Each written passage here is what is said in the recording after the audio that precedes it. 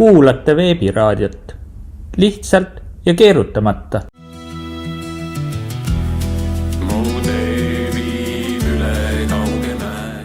19–21 juuni 2026 Saaremaal Eiste Toomatalu territooriumil korraldab Kungla rahvas otsustusfestivali. 3 päeva ühiseid arutelusid. Kas valitseva kliki diktaadi huvides toimub teadustehnilise kaadri hävitamine nagu nõukaajal? Koroonapandeemia näitas ühiskonnal selgelt, et teadus, mida me kunagi usaldasime, pandi tööle poliitiliste huvide teenistusse ning kogu teadus muutus tugevalt politiseerituks. See on üks eredamaid näiteid teaduse politiseerimisest. Lähemal uurimisel teadlastega suheldes selgus, et sarnaseid tendentse võib märgata ka teistes teadusvaldkondades. Jõutakse selliste stopperiteni või ühiskonna kultuuriliste stopperiteni, mis ei võimalda teatavaid tehnoloogiaid kasutusele võtta, kuidas toimub näiteks erinevate koolkondade hävitamine ülikoolides ja nii edasi. Nii et see on minule jaoks kõik tuttav teema. Aga ütleme, et kui teha inimesele sissejuhatus, et võib-olla see on liiga kauge hüpe kohe, et rääkida akadeemilisest tasandist, aga võib-olla räägiks kõigepealt, et sellisest üldisest informatiivsest foonist ühiskonnas, et kuhu selle tagajärjed on ja mida siis tavakodanik või selline igapäevaselt enda elus nagu näeb selle koolkondade puudumise tagajärgedega ja tegelikult see videorivi, mis praegu hakkab teie ees jooksma, kajastabki seda pigem, mis on nende koolkondade puutumise tagajärjed.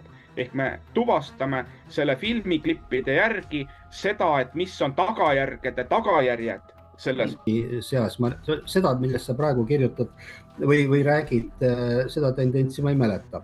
Aga see, millest sa räägid, see on nagu täna väga teravalt päevakorral ja ma arvan, et miks see on niimoodi tekkinud, see on see sama vastutamatuse küsimus ja sama küsimus, et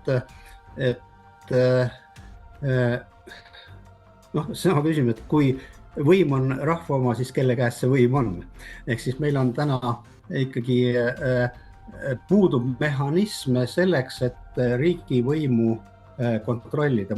Maailmas on see kiirete erakorraliste valimiste teel näiteks üks variante. Meil neid mehhanisme kahjuks ei ole.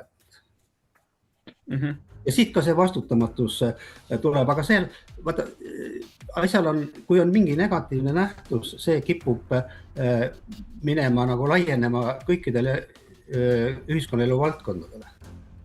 Ja ma arvan, et see on üks nähtus.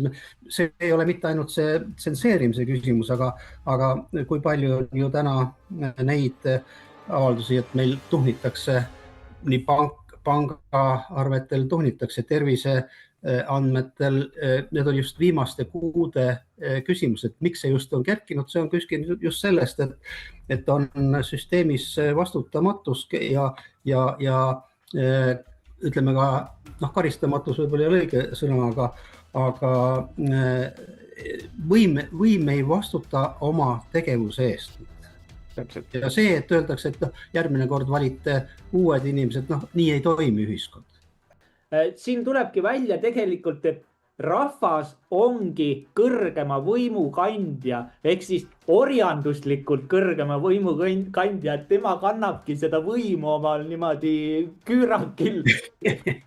No jah, võib ka. Et meil on nendega väga lihtne suhelda, aga muidu peame suhtlema 20 või 30 või 40 Jaani ja Jüri ja Peetriga. Meil on lihtne ühega suhelda. Ja see on natukene võib-olla triviaalne, aga tollal ei olnud riiklikku rahastust parteidel. Lihtne oli ju suurkorporatsioonidega leppida kokku, mitte rääkida 30, 40, 50 väiketootjaga ühistulise tegelasega, et toetage meie parteid. Siin olidki põhjus ja muuseas, ega sellest ei taheta rääkida, aga... Siin ennem iseseisvumist Georg Soros käis Eestis. Millist tarkust ta meile siia tooma tuli? oled sa sellega kursis? Eriti ei ole, aga ma arvan, et ma ei oska öelda ka, milline see mõju oli, aga ma arvan, et igasugused kogemused on kasulikud, kui me suudame ise aru saada selle kogemuse ja pakutava tähendusest. No ja siin on, ma ei oska öelda, on see nüüd vandenõu, aga paljud on toonud viite sellele, et see toona, et Georg Soros siin käis, oleme me otsapidi siin, kus me täna oleme. Ehk siis kogu riiklikud protsessid on ju tegelikult väga pikad protsessid, aastakümneid kestvad protsessid. Et kas on võimalik, et Georg Soros just selle suuna pani paika, et me täna oleksime selles punktis, kus me oleme ja oma Euroopa Liidu ja muude asjadega. Mis aastal ta käis siin? Ma ei oska, isegi ei tea seda. Kas minu meelest oli see 88? 88 või 89?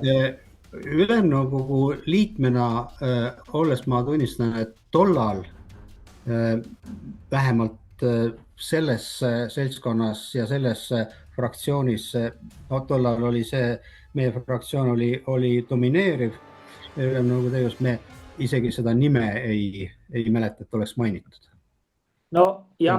Kuna mina olin ka mitmete algsete konstitutiivsete aktide autor, siis ma ütlen, et mina juhindusin pigem meie esisade 18-20 aastal tehtust kui millestki muust. Kui jooksnud riik, eks ole, kui me jätkame selles tuuris, et jälle uus seadusandlus 360, yes, jälle saime, et kuidas sellest ringist nagu välja tulla, et oskad sa öelda, sest see on, minu arust see viib ju täieliku väljasuremiseni, üdini korrumpeerunud riigini, selles suhtes, et inimene saab riiki süsteemi panustada siis, kui ta saab aru, mismoodi see süsteem toimub ka seadusandlus tasandil, aga ta ei saa sellest aru ju. Isegi Riigikogu inimesed ei saa sellest enam aru, Oi, see pole ammu, see on vana probleem. Riigikogu liikmed Riigikogus on 20% tegijaid, ülejäänud on, ma ei ütle, kes. Uksed, aknad, seinakatted, kõik terve see värk.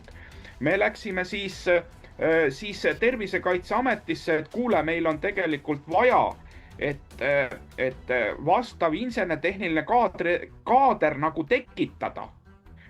See saadeti kohe uksest välja, aga siis hakati seda sama olukorda näitama, nendel kogu aeg lendasid need Jaapanist ja igalt poolt mujalt ütleme, et nende teiste laborite analüüsid sisse, et teie näitena sisekeskkond ei vasta nõuetele, sellepärast, et kõik kõikusid, eks ole. No mis siis tehti? Siis hakategi selle teadvuse pealt, mis nendel oli, hakati kraanikausse lugema ja siis WC-potte ja sellest, millest aru saadakse, hakatakse tegelema selle asjaga, see on nagu pseudo, jah.